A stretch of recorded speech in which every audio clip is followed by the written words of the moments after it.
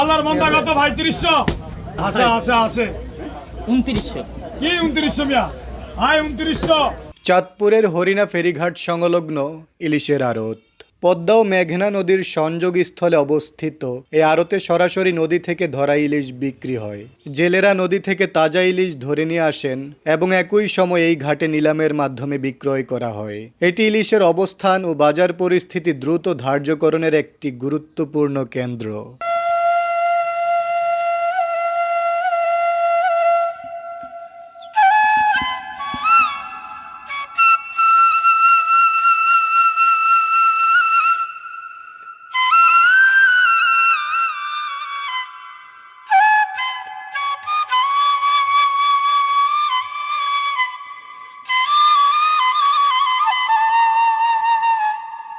মৎস্য গবেষণা ইনস্টিটিউট এখানে প্রতি বছর গবেষণা মনস্ক কার্যক্রম পরিচালনা করে। ডিম ছেড়ে দেওয়া ইলিশ, বিভিন্ন সাইজের ইলিশের দৈর্ঘ্য, ওজন ইত্যাদি পরিমাপ করা হয়।